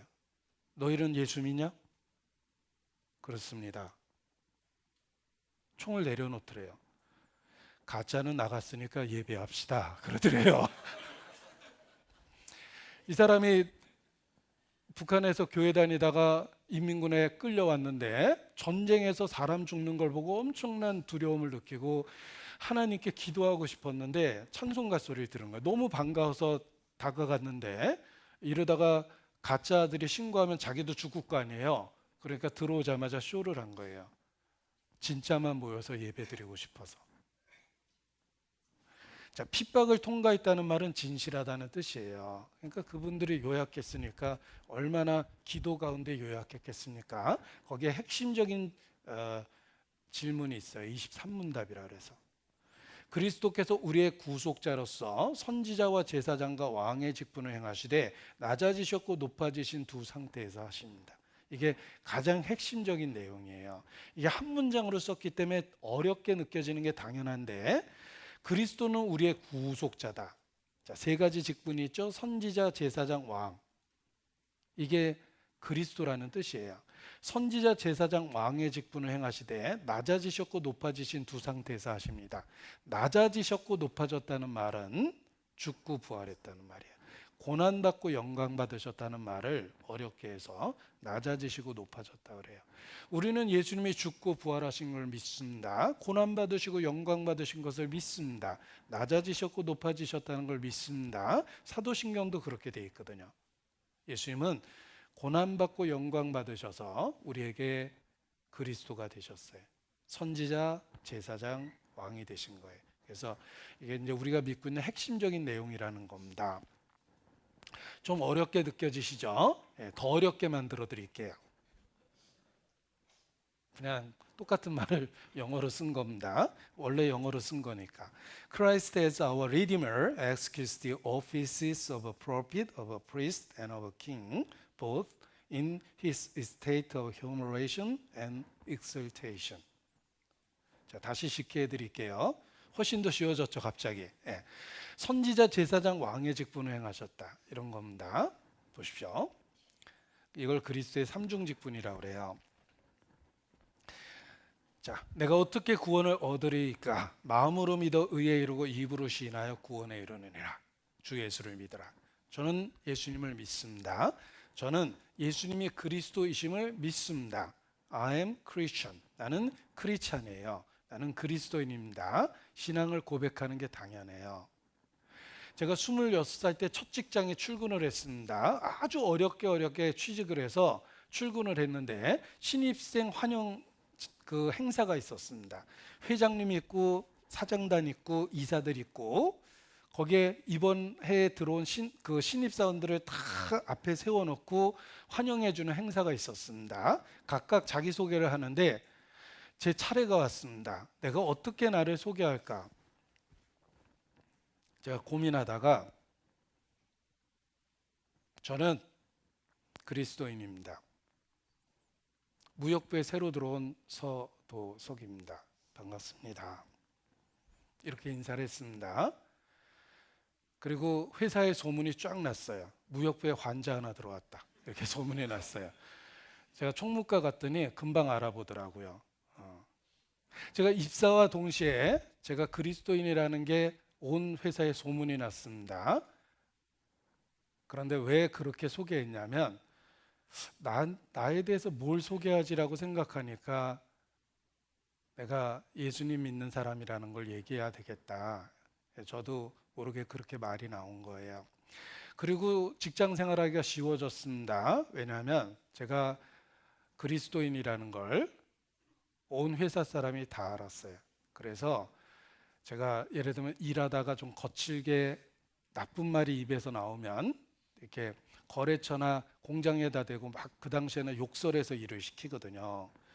야근시키고 철야시키고 철철야시키면 그냥 밤을 꼴딱 새우게도 만들어요. 그러면 좋은 말로는 안 들으니까 막 욕지거리 하고 그러는데 제가 부드럽게 얘기하다가 자꾸 말 안 들으면 저도 모르게 거친 말을 하거든요. 제가 이렇게 거친 말을 하면 옆에 있는 모든 동료들이 저를 쳐다봤어요. 서도석 씨는 그렇게 말하면 안 되지. 천연기념물이잖아. 예수 믿는다며. 지들은 욕 다 하면서 제가 조금 말 거칠게 하면 다 쳐다봤어. 서도석 씨는 그러면 안 되지. 그 말이 맞습니다. 저는 그러면 안 되는 거예요. 그래서 오히려 제가 신앙생활하기 너무 편했어요. 제가 교회 다닌다는 건 모든 회사 사람이 다 알고 거래처 사람도 잘 알고 있었기 때문에 괜히 섣불리 접대하거나 뇌물 줬다가는 부작용 생긴다. 모든 거래처 사람들이 잘 알았어요. 우리가 예수님을 믿으면 마음으로 믿고 입으로 시인해야 됩니다. 마음에만 두면 안 돼요. 내가 믿는 예수님에 대해서 자랑스럽게 얘기해야 됩니다. 나는 예수 믿는 사람입니다. 그렇게 이야기를 해야 돼요. 그런데 그 말의 뜻이 무엇입니까? 나는 크리스찬입니다. 나는 예수님이 선지자라는 걸 믿습니다. 지옥이 얼마나 무서운지 모르겠지만 예수님이 무섭다고 했으니까 저는 지옥이 정말 두렵고 무섭게 느껴집니다. 천국이 얼마나 좋은지 솔직히 나는 안 가봐서 모르겠지만 예수님이 죽음을 통해서 우리를 천국으로 인도하실 정도로 천국이 아름답고 좋은 것이라고 나는 믿습니다. 예수님은 나의 선지자이기 때문에 그렇습니다. 예수님의 말씀을 절대 진리로 믿는 거예요. 어떻게 나 같은 사람을 받아주실까? 예수님이 받아주겠다고 맹세로 보장했어요. 당연히 믿죠. 그냥 말씀하셔도 믿을 텐데 맹세로 보증했대요. 여러분, 제가 자식한테 아빠가 너 생일날 아이패드 사주려고 생각해. 이러면 안 사줄 수도 있어요. 그냥 생각만 한 거거든요. 그런데 아빠가 아이패드 사줄게. 조금 더 확실하죠. 그런데 제가 그때 돈이 없어서 안 사줄 수도 있어요. 그런데 만약에 아빠가 사줄게, 맹세할게, 이러면 진짜 사주겠다는 뜻이에요. 하나님이 우리 죄를 용서하겠다고 해줄 수도 있어 라고 얘기해도 돼요. 그런데 내가 너희 죄와 불법을 사하고 다시 기억지 아니하리라 맹세로 보장하셨다고 돼 있어요. 왜 맹세로 보증하죠? 그 뜻이 변치 아니함을 충분히 나타내시려고 그러했다. 이렇게 돼 있어요. 그래서 믿을 수 있는 거예요. 하나님의 맹세로 보증했는데 내가 어떻게 안 믿습니까? 나의 선지자예요. 그렇게 말씀하셨어요. 그래서 내 죄가 용서됐다는 걸 아는 거예요. 그리고 나의 제사장이에요. 내가 갖고 있는 이런저런 잘못과 허물을 그분은 하나님 앞에서 나의 제사장이 돼서 나를 위해서 하나님께 고소하고 해결해 주셔요. 우리가 우리 죄를 자백하면 저는 미쁘시고 의로사 우리 죄를 사하셔요. 제사장이세요. 그리고 중요한 것, 나의 왕이세요. 내 인생에 대한 통치권을 갖고 계시고 내 삶에 대한 결정권을 갖고 계세요. 내가 살아야 될지 죽어야 될지, 좌해야 될지 우해야 될지 주님이 결정하셔요. 그리고 주님이 결정하셨다면 그건 틀림없이 최선의 결정이에요. 난 더 살고 싶은데 내가 죽어야 된다고 결정하셨다면 그럴 만한 이유가 있을 거예요. 최선의 결정이실 거예요. 기꺼이 받아들이려는 마음이 생깁니다. 왜냐하면 내 인생의 왕이시기 때문에 그래요. 우리 시편 읽다 보면 주께서 통치하시느니라, 주께서 다스리시느니라 이런 표현 많습니다. 그 표현을 영어로 쓰면 더 멋있어요. The Lord, 주께서 reigns 이런 단어를 써요. 우리 레인 그러면 비 온다는 걸 레인이라고 그러잖아요. 근데 발음이 똑같은데 단어는 전혀 다른 단어예요. 통치하다라는 단어예요. 예수님은 나의 왕이시며 내 인생의 통치자가 됐어요. 그분이 좌해야 될지 우해야 될지 말씀하시고 내가 살아야 될지 죽어야 될지 결정하셔요. 그리고 그분의 결정이면 틀림없이 내게 최고의 선택이에요. 왜냐하면 나를 죽기까지 사랑하시는 분이 결정하셨다면 그것은 틀림없이 최선의 결정이에요. 그래서 받아들일 수 있는 거예요. 예수님은 내 인생의 왕이세요. 자, 나는 그리스도인입니다 라는 말은 나는 예수께서 그리스도이심을 믿습니다라는 뜻이며 그 뜻에는 이와 같이 예수님은 나의 선지자시며 나의 제사장이시며 나의 왕이심을 믿습니다라는 고백이 들어있는 거예요. 그래서 복음의 내용 속에 이러한 내용이 같이 들어있다는 걸 아셔야 됩니다. 자, 제 스스로 한번 생각해 봤습니다. 내가 정말 올바로 믿고 있다는 걸 어떻게 확인할까? 가끔 우리 주변에 있는 사람이 저희 교회를 비난하잖아요. 뭐라고 카더라 이러면서. 제가 처음 예수님을 믿고 구원의 확신을 얻었을 때 제가 제일 싫어했던 친구가 목사 아들이었습니다. 어려서부터 제가 싫어했어요. 재수 없다고. 그런데 제가 정말 예수님을 믿고 구원받고 난 이후에 그 친구 생각이 났어요. 목사 아들이고 먼저 신학을 해서 목사가 돼 있었거든요. 내가 진짜 이제 예수님을 믿게 됐으니까 제가 그 친구가 생각이 나서 그 친구를 만나서 내가 이제 정말 예수님을 확실하게 믿고 구원의 확신을 얻었다 그러니까 그 친구가 제가 하는 말을 쭉 듣더니 야, 넌 교과서 같은 얘기만 한다. 신학 교과서에 있는 표현만 쓰고 있대요. 지금 아주 정확하게 잘 얘기하고 있대요. 그런데 네가 있는 그 모임은 이단이야. 이렇게 얘기하더라고요. 그래서 아니 나도 틀리고 교회도 틀렸으면 내가 이해가 가는데 내가 지금 고백하고 말한 내용은 아주 교과서적인 올바른 내용이라고 그래놓고 내가 있는 모임을 이단이라고 그러니까 좀 이상하다. 제가 이렇게 반론을 했어요. 아무튼 이단이야 이러더라고요. 그런데 그 친구하고 오랫동안 대화하면서 그 친구가 확실하게 거듭난 경험이 없다는 걸 알았어요. 장로교 교리를 붙잡고 있었어요. 내가 이렇게 목사들로 태어나서 믿고 있다는 것은 창세전부터 택했다는 증거고 택함 받은 자는 절대로 이루어지지 않기 때문에 그러므로 나는 절대 안 이루어져. 무슨 3단 논법 같은 거로 신앙을 갖고 있는 거예요. 그래서 제가 그 이야기를 듣다가 내가 보기엔 너 구원 안 받은 것 같은데 라고 얘기했다가 이 친구가 돌변했어요. 너 친구만 아니면 나한테 맞아 죽었다 이러더라고요. 엄청 분노한 거예요. 너 친구만 아니면 너 오늘 내 손에 맞아 죽었다. 이 친구가 군대에 있을 때도 사고를 쳤는데 평소에는 착해요. 부처님 미소를 띠고 있거든요 항상. 그런데 이 친구의 가치관은 3번까지는 참는다. 군대에서 쫄병이 군대 용어로 쫄다구라 그러거든요. 뼈다구 말고 쫄병이 대들었어요. 이 친구가 웃었어요. 3번까지 참는다는 원칙이 있거든요. 웃었어요. 야, 그러지 마. 웃으니까 쫄병이 지금 상황 파악이 안 됐어요. 또 대들었어요. 다시 웃었어요. 너 그러지 마. 또 웃으니까 이 쫄병이 계속 대들었어요. 3번까지 참는다 그랬죠. 3번째 세상말로 뚜껑이 열렸어요. 육군 교도소 갔다 왔어요. 사고 쳐가지고. 그 친구는 구원을 못 받으니까 자기 감정이나 욕망을 스프링처럼 억누른 거예요. 3번까지는 참아주는 거예요. 근데 이게 한 번 터지면 자기도 걷잡을 수가 없어요. 너 내가 보기엔 너 구원 못 받았다. 그 친구가 엄청 저를 미워하고 분노했습니다. 그리고 제가 정확하게 본 거예요. 왜냐하면 먼저 목회를 시작했던 그 친구가 목회를 통해서 돈 번 이후부터는 이민 가서 목사 안 해요. 그냥 편하게 살겠다고 결심하고 안 믿는 사람처럼 살아요. 진짜 구원을 못 받았던 거예요. 이런 구원 못 받으면 딱 그런 상태가 돼요. 자기 감정을 그냥 억누르고 사는 거지 중심의 변화가 없어요. 그런데 하도 이단이라고 그러니까 제가 더 조심스러워졌어요. 내가 정말 올바로 믿고 있는가를 확인하고 확증하고 싶었거든요. 여러분, 이 카더라라는 통신을 조심해야 돼요. 마귀가 갖고 있는 통신사 중에 하나가 카더라라는 통신이 있어요. 이거 아세요? 마귀 통신회사인데 우리 주변에 언론사가 많이 있죠. 응?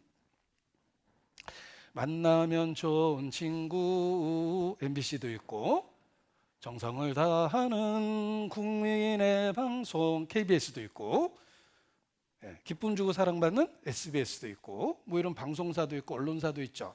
마귀가 갖고 있는 언론사가 하나 있어요. 이게 바로 카더라 통신이에요. 이 대표이사가 마귀예요. 이 마귀가 편견과 선입견을 불러일으킵니다. 그거 이단이야. 잘못된 거야. 마귀가 갖고 있는 통신사예요. 카더라 뉴스, 뭐라 카대? 가짜 뉴스, 뭐 아니면 말고 그냥 마음대로 얘기하는 거예요. 여러분, 제가 마귀 사진이라고 구해놓은 거는 패션 오브 크라이스트에 나오는 그 사탄의 모습입니다. 감독이 찾아낸 사탄의 모습인데 어떻게 이런 표정과 얼굴을 마귀로 표현했을까? 이유가 있습니다. 이 배우가 남자 같기도 하고 여자 같기도 하고 애매한 그 모습을 갖고 있어요. 그런 얼굴을 배우 중에 찾아낸 거예요. 그래서 마귀의 역할을 시켰어요. 남자 같기도 하고 여자 같기도 하고 정체가 애매한. 그래서 그 영화 감독이 그 사탄의 역할을 찾고 찾다가 그런 모습을 찾아낸 건데, 이 마귀가 갖고 있는 통신사가 카더라예요. 사실을 왜곡해서 편견과 선입견을 불러일으킵니다. 제가 하도 이단이라고 그러니까 우리 교회가 어떻게 생겼는지도 제 나름대로는 철저하게 제가 조사를 했어요. 제가 저희 아버지가 중앙정보부 현장요원이라고 그랬죠. 집안 자체가 대공 업무했던 집안이고, 제가 군대에서는 정보참모부 보안과에 있었어요. 우리 교회가 진짜 잘못됐는지 알아보고 싶었어요. 그래서 진짜 우리 교회에 대해서 어떻게 시작됐고 무엇을 전하는지 제 나름대로는 엄청나게 많이 공부해 봤어요. 시간 투자를 많이 했습니다. 우리 교회 초기에 선교사들이 와서 한국에 왔을 때 몇 군데의 선교사들이 있었어요. 처음에는 영국에 있는 월드와이드 이벤젤리즘 포 크라이스트라는 선교단체에서 선교사를 보냈어요. 네덜란드에 있는 분인데 네팔의 선교사로 갈 분을 이 놀만그랍 회장님이 한국으로 보내셨어요. 클라스 케이스라는 선교사예요. 네덜란드 사람이에요. 한국의 총각인 상태에서 1956년 들어왔다가 결혼해서 다시 아내를 데리고 들어왔어요. 옛날 자기가 다녔던 회사의 사장님 딸이었다, 뭐 이런 얘기를 하십니다. 그래서 결혼해서 한국에 들어와셔서 18년 동안 선교 사역을 하셨어요. 그리고 이 네덜란드 선교사님이 오시고 조금 있다 영국에서 또 한 분의 선교사가 오셨습니다. 그래서 두 분이 합동으로 선교하고, 당시 미국에서 들어온 선교단체가 있었어요. 그 선교단체가 TEAM이라는 약자를 갖고 있었어요. 팀 선교부라는 게 있었는데 The Evangelical Alliance for Mission, 뭐 이런 약자를 갖고 있어요. 여기서 관동대학교를 인수해서 기독교화했고 극동방송국을 만들었어요. 그리고 생명의 말씀사라는 출판사를 만들었어요. 지금도 생명의 말씀사에서 책 사면은 팀선교부라고 영수증에 써 있어요. 관동대학교는 수년 동안 운영하다가 최근에 카톨릭 재단에 팔았어요. 재단 운영권을. 극동방송은 아직도 있어요. 이게 팀선교부 선교사들이 있었고, 또 브레든처치라는, 이 브레든이라는 철자가 참 어렵던데 제대로 썼는지도 모르겠네. 브레든처치라는 형제 모임이라는 설교자들이 있었습니다. 이 초기에 서로 오고 가면서 설교하고 막 그러셨어요.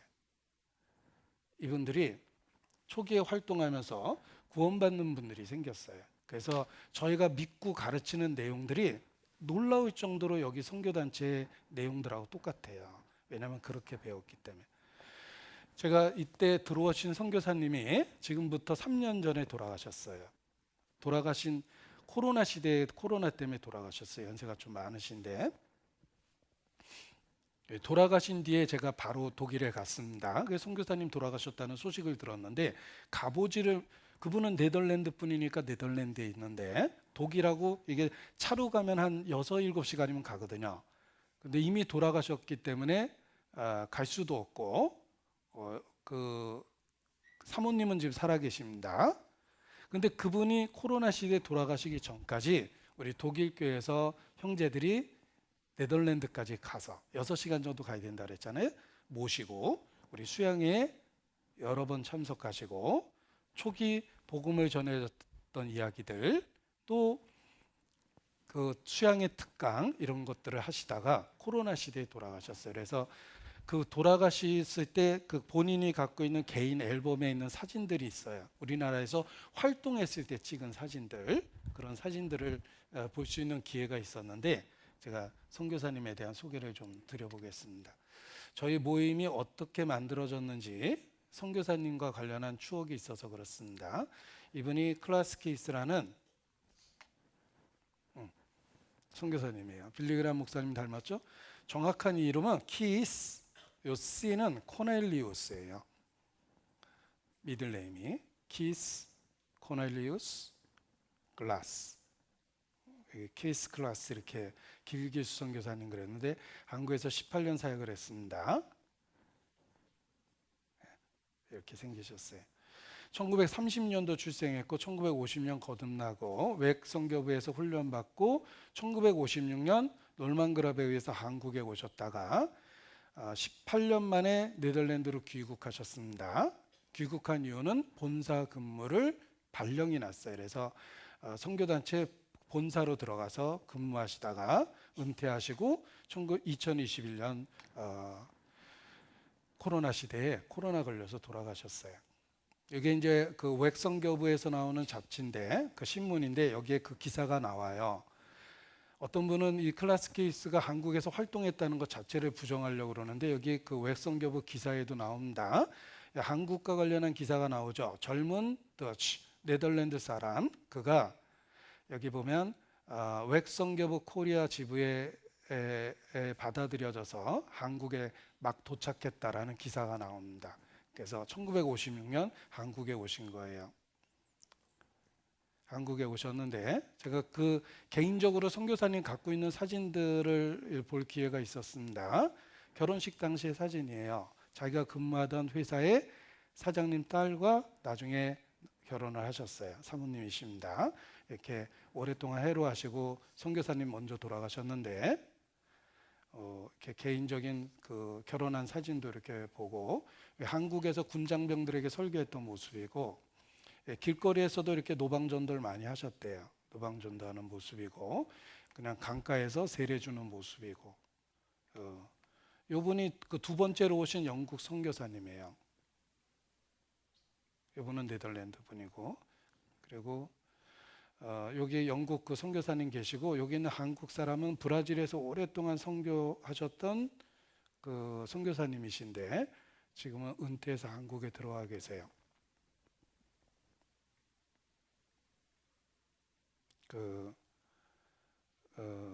김성준 선교사님이라는 브라질에 선교했던 분입니다. 그래서 이렇게 한국에 다니면서 여기저기 설교하시고 순회 전도했을 때 찍었던 분이 여기 이렇게 꼬재자 모습으로 계시죠? 고생 많이 하셨습니다. 이분은 지금 고등학생 모습인데 굉장히 지금은 유명하세요. 아직도 살아계시는데 아직 유명하셔서 제가 이름을 거론을 못 하겠는데 진짜 궁금하면 저한테 개인적으로 물어보셔요. 그리고 이분은 우리 저 우종학 전도사님인데 출판 사업 하실 때 거기서 일 많이 하셨어요. 예. 여기 선교사님 계시죠? 예. 한국에서 활동했을 때의 모습입니다. 가족 사진이고 독일에 왔을 때의 모습이고요. 이렇게 모시고 가서 독일 수양에 참석하셨던 모습이에요. 그래서 특강도 하고 우리 교회 선교가 어떻게 이루어졌는지를 설명도 해주시고 기념 촬영도 하고 독일 수양회 때 모습입니다. 특강하시는 모습이고요. 그리고 이제 두 분 부부 다 모시고 오셨습니다. 그리고 돌아가셨을 때 장례 치르는 모습이 장례식 때의 모습이에요. 2021년도 기념 장례식 하고 있는 모습입니다. 자, 제가 우리 교회가 어떻게 처음에 형성됐는지 이야기를 드린 이유는 저희 교회에 정말 복음을 전하는 분들이 처음에 복음을 정확하게 가르쳐 주셨다는 거예요. 그래서 지금도 그분들이 가르쳐 준 그대로 저희가 전하고 있기 때문에 혹시 외국에서 외국 교회를 다녀보신 분들은 저희 모임에서 하는 그 전체적인 그 모습이 외국 교회하고 비슷하다고 느껴져요. 서양 교회가 이렇게 모이거든요. 근데 한국에서만 신앙생활 하신 분은 교회가 좀 이상해 보여요. 목사가 가운도 안 입고 제사장이 아니라 교사인 것처럼 표현하고 목사가 축도도 안 하고 우리나라는 축도가 아주 하이라이트거든요. 우리 주 예수 그리스도의 은혜 하나님의 사랑과 성령의 교통하심이 이제부터 너희 무리에게 영원토록 있을 수 있지어다라는 목사가 축복할 권리가 있다고 주장하는데 저희가 그 축도를 안 해요. 베네딕션이라고 그러는데 안 하는 이유는 축복을 목사가 빌어서 받는 게 아니라 서로에게 복을 빌어줄 수 있다고 생각하기 때문에 그러는 거예요. 그러니까 한국에서만 교회 다니시는 분은 교회가 이상하게 보일지 몰라도 실제로 서양 교회 대부분은 이렇게 모여요. 저희가 선교사님들이 가르쳐 준 대로 모이기 때문에 그렇습니다. 그래서 하도 교회를 저희가 나쁘게 이야기하는 걸 많이 들어서 우리 교회의 역사도 공부해보고 그리고 정말 내가 올바로 믿는 게 뭘까 고민을 많이 하면서 정리를 좀 해봤는데 제가 정리했던 내용 중에 하나를 소개해 드릴까 합니다. 보세요. 내가 올바로 믿고 있는가를 어떻게 확인합니까? 불안해하지 마세요. 시간 되면 끝낼 거예요. 제가 이렇게 시계를 푸는 것은 시간은 지키겠다는 의지를 보여주는 겁니다. 자, 내가 올바로 믿고 있는가를 확인하는 방법은 성경대로 성경을 갖고 확인해야 돼요. 성경을 읽으면서 정말 그런지 확인해 보십시오. 그리고 사도행전에 사도들의 설교와 가르침이 들어있죠. 그 사도들이 어떤 설교를 했는지 보십시오. 그리고 역사 속에서 순교자들의 글, 제가 순교자라고 그랬죠? 기독교로 돈 번 사람, 권력 얻은 사람 말고 기독교로 목숨을 바치는 사람들, 그들은 정말 진실한 믿음을 갖고 있었어요. 기독교로 돈 벌고 권력 얻는 사람들은 타협돼 있을 가능성이 많아요. 기독교를 이용했기 때문에. 자, 건전한 성도들의 신앙 고백 책, 그들의 삶을 살펴보십시오. 그래서 청교도들의 책을 중요시 여기는 거예요. 그리고 공인된 신경 신조의 내용과 비교해 보세요. 핵심적인 내용을 요약한 걸 신경이라고 그러고 대표적인 게 사도신경이에요. 핵심적인 내용을 요약한 거예요. 웨스터민스터 소요리 문답도 그런 것 중에 하나예요. 핵심적인 내용을 요약한 겁니다. 그리고 찬송가 가사는 교파를 초월한 2000년 기독교 유산이에요. 그 가사의 내용을 분석해 보세요. 내가 올바로 믿고 있는지 확인하고 확증할 수 있다는 거예요. 모든 성경은 예수님을 증거합니다. 자, 성경의 복잡한 이야기를 한 화면으로 요약할 수 있습니다. 구약은 모세와 엘리야의 이야기죠. 그들은 예수님을 증거합니다. 이것이 성경의 내용을 요약한 거예요. 조금 어렵게 이야기하면 모세는 율법을 나타내요. 하나님이 율법을 주신 세 가지 목적이 있다고 그랬죠. 죄를 깨닫게 하고 우리가 무능하다는 걸 알려주고 천국, 그러니까 지옥 심판이 있다는 걸 가르쳐주는 게 율법이에요. 엘리야는 회개하라고 외쳤죠. 이게 구약이에요. 따라서 구약의 메시지를 한 문장으로 요약하면 죄를 깨닫고 회개하라 해요. 회개하면 주 예수를 믿으라. 예수라는 말은 구원이라는 뜻이에요. 예수 믿으면 왜 구원을 받습니까? 예수님은 영원한 속죄를 이루셨어요. 내가 길이요 진리요 생명이다. 죄를 깨닫고 돌이켜서 예수님을 믿어야 된다. 이게 성경 전체의 메시지예요. 핵심이 보이죠. 한 화면에 핵심이 딱 드러나는 거예요. 또 우리가 구약과 신약이라고 그러는데 비교해 보십시오. 구약과 신약을 비교해 보면 구약은 서서 제사를 드렸고 신약은 앉았어요. 구약은 자주 제사를 드렸고 신약은 단번에 제사를 드렸어요. 구약은 1년마다 드렸고 신약은 영원한 제사를 드리셨어요. 구약은 모형인데 신약은 실체예요. 자, 이게 구약과 신약의 차이점입니다. 천국 본고사 문제입니다. 구약과 신약의 차이점을 논하시오. 천국 본고사 문제입니다. 구약은 장래일의 모형과 그림자예요. 신약은 진짜 이루어진 거예요. 구약은 양과 염소를 죽였어요. 신약은 죄 없는 예수님 몸이 죽었어요. 구약은 매일 자주 제사를 드렸는데 신약은 단번에 영원한 제사를 드렸어요. 구약은 서서 제사를 드려서 들어가면 의자가 없었어요. 항상 일하고 있다 이런 뜻이에요. 예수님은 하나님 우편에 앉으셨어요. 완성과 휴식과 보증이에요.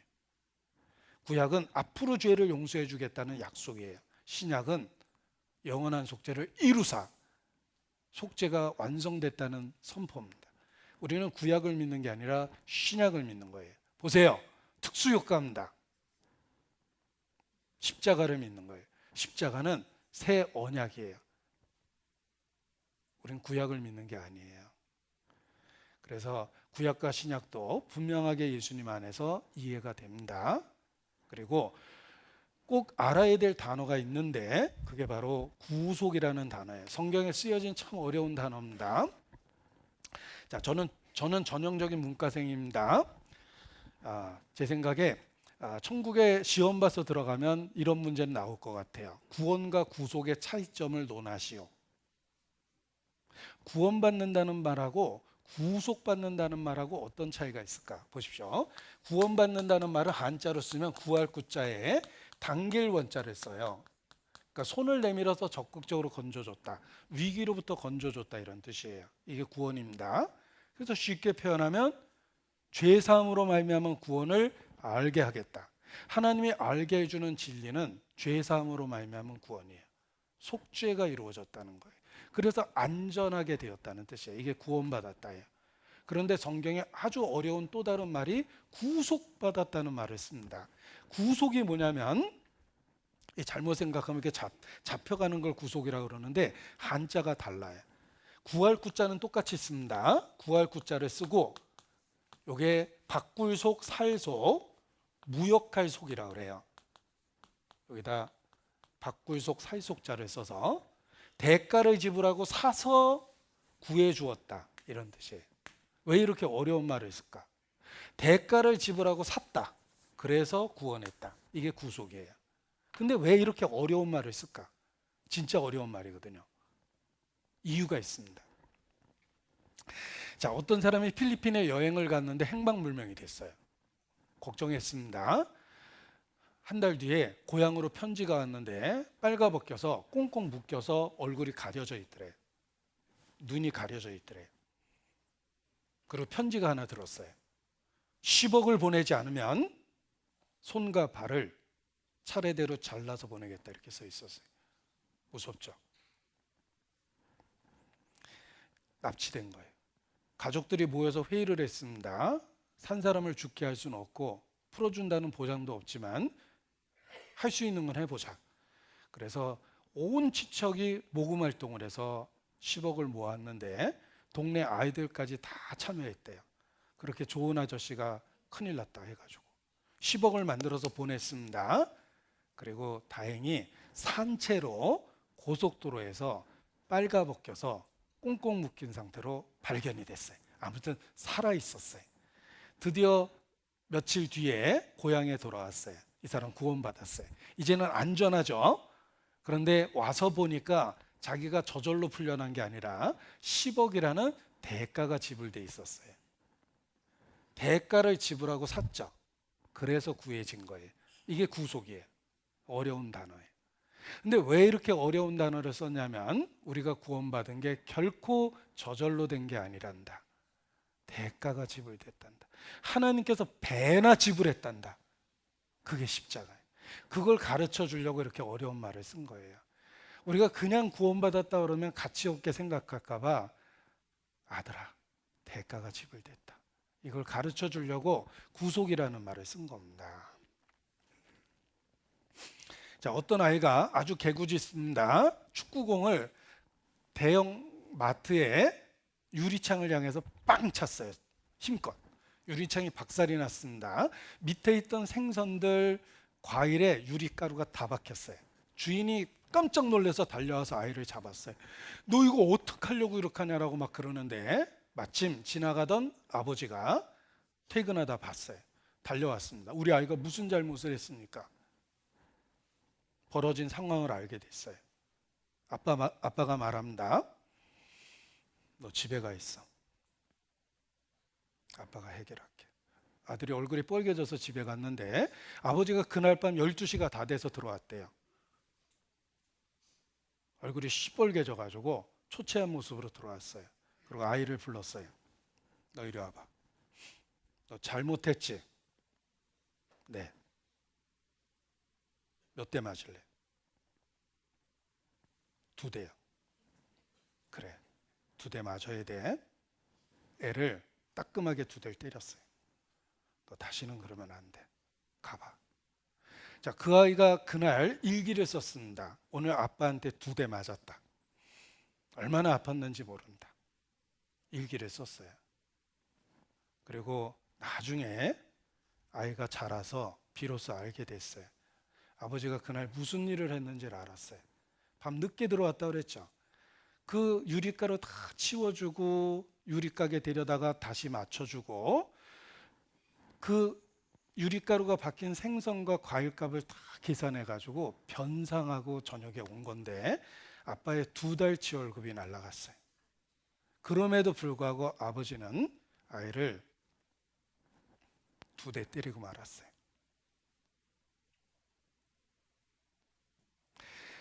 자, 우리는 우리 죄가 용서됐다라는 것만 생각하는데 하나님 아버지는 대가가 지불된 거다라는 걸 가르쳐 주는 거예요. 예수님이 끔찍하게 죽어가잖아요. 우리 그 영화 보면은 2시간 동안 예수님 죽는 장면만 끈질기게 보여주는데 그 보는 것 자체가 고역이에요. 누가 고통받는 모습을 2시간 지켜본다고 생각해 보세요. 근데 왜 그런 영화를 만들죠? 우리가 구원받은 게 절대 저절로 된 게 아니라는 거예요. 대가가 지불됐단다. 그게 십자가의 의미예요. 그래서 구원을 받은 거예요. 우리가 구속됐다는 걸 아셔야 돼요. 대가가 지불돼서 나를 구원해 주신 거예요. 골로새서 1장 찾겠습니다. 골로새서 1장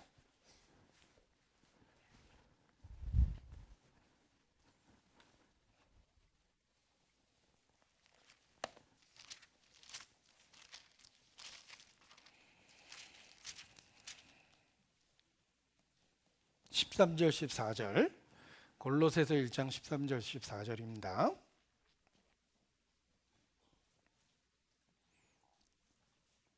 같이 읽죠.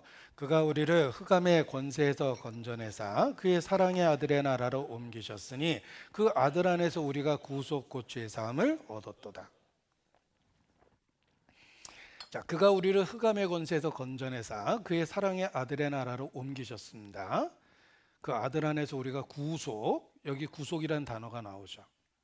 그리고 너무 어려운 단어이기 때문에 하나님도 걱정이 돼서 쉬운 말로 바꿔놓으셨어요. 곧 죄사함을 얻었도다.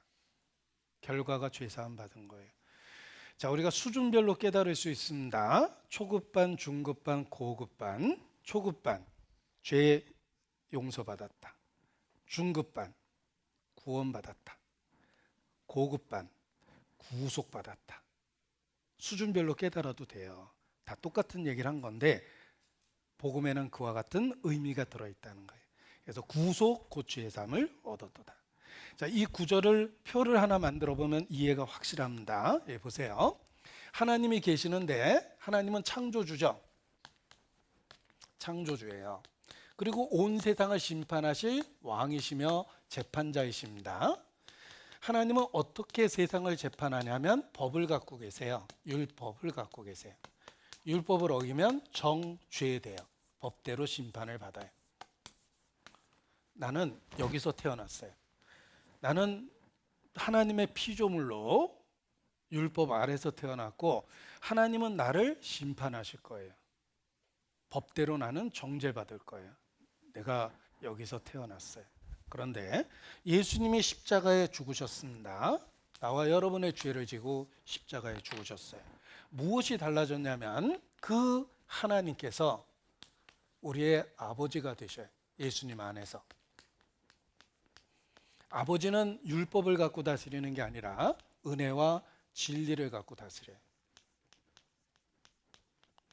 율법은 모세로 말미암아 온 것이요 은혜와 진리는 예수 그리스도로 말미암아 왔느니라. 그래서 교회 다니는 사람이 자녀의 이름을 은진이 혜진이라고 많이 짓잖아요. 은혜와 진리 여기서 온 거예요. 우리가 혹시 죄를 지면 야단치세요. 그리고 아버지로서 징계하세요. 그러나 정죄하진 않아요. 왜냐하면 아버지니까. 그래서 구원을 받으면 죄를 지면, 구원받고 죄를 지면 책망과 징계가 있다 해요. 여기 히브리서 12장에 그렇게 말씀하셨죠? 또 아들들에게 권하는 것과 같이 너희에게 권면하신 말씀을 잊었도다. 일러스되 내 아들아 주의 징계하심을 경히 여기지 말며 그에게 꾸지람을 받을 때 낙심하지 말라. 주께서 그 사랑하는 자를 징계하시고 그의 받으시는 아들마다 채찍질하심이니라 하였으니 너희가 참음은 징계를 받기 위함이라. 하나님의 아들과 같이 너희를 대우하시나니 어찌 아비가 징계하지 않는 아들이 있으리요. 징계는 다 받는 것이거늘 너희에게 없으면 사생자여 참 아들이 아니라. 징계가 없으면 구원을 못 받은 거예요. 징계가 없으면 이쪽 동네 사람이라는 거예요. 하나님은 경고만 하세요. 회개하라고. 무슨 짓을 해도 그냥 놔둬요. 남의 자식이기 때문에. 한 번 죽는 것은 사람에게 정하신 것이요 그 후에 심판이 있으리. 죽음 이후에 심판이 있으니까 그냥 두는 거예요. 죽기 전까지는.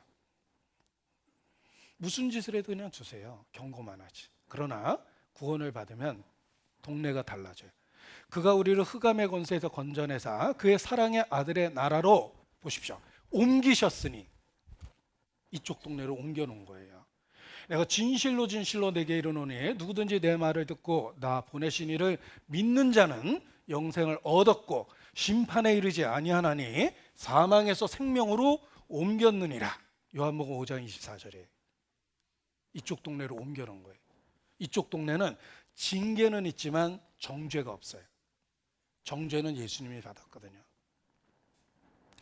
예수 안에 있는 나에겐 결코 정죄함 없네. 생명의 성령의 법이 해방하였네. 예수 안에 있는 나에게 정죄가 없어요. 이쪽 동네로 옮겨왔거든요. 구속, 대가를 지불하고 여기다 옮겨 놓으신 거예요. 이거 잘 보십시오. 이게 구약이죠.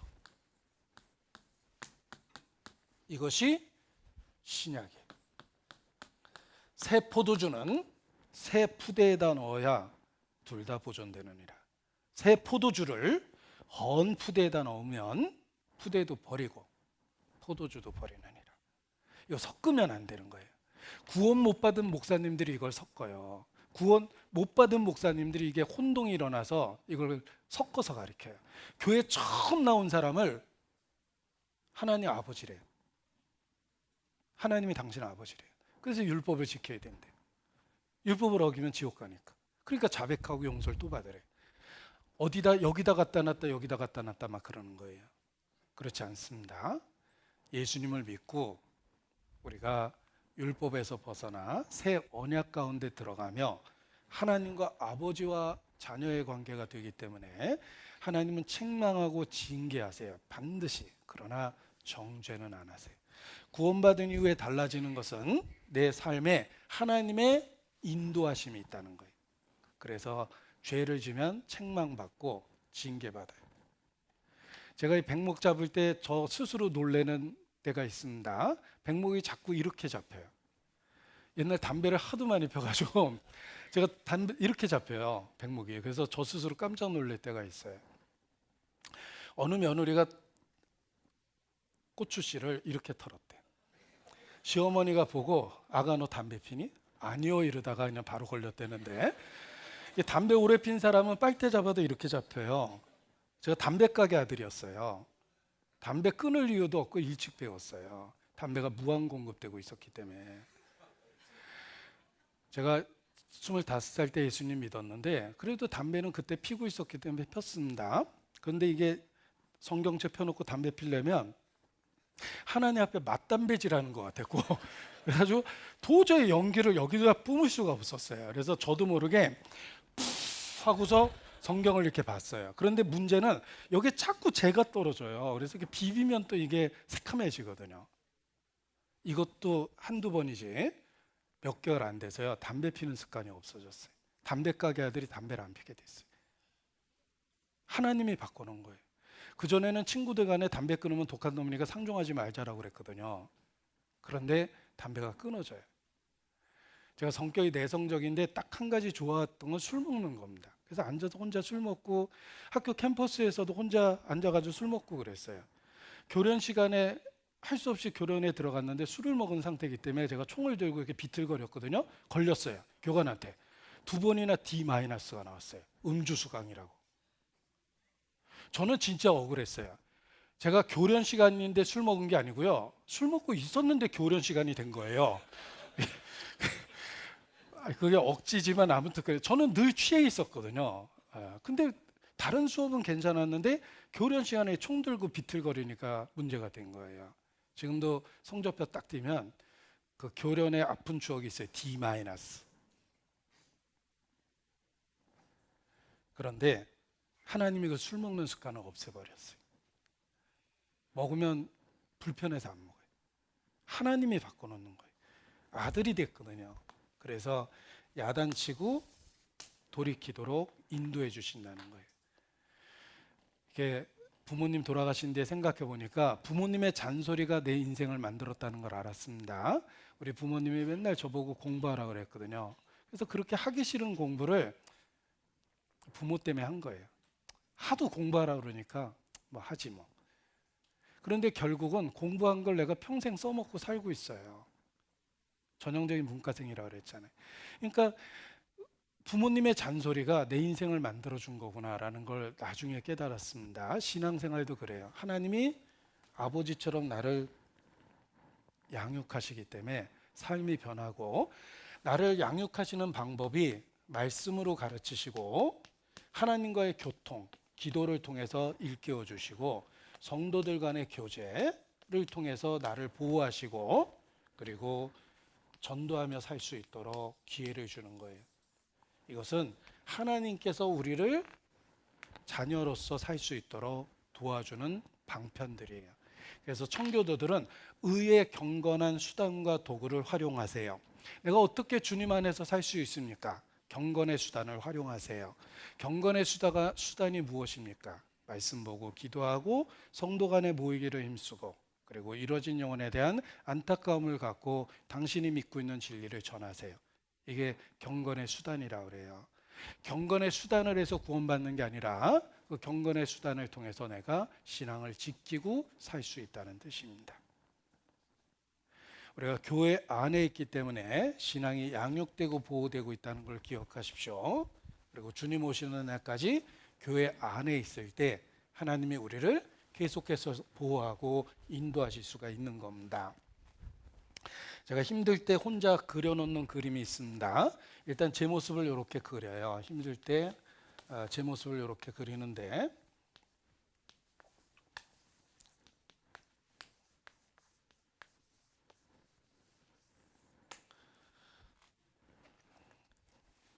힘들고 어려울 때 무슨 그림을 그리냐면 여기다가 보이진 않지만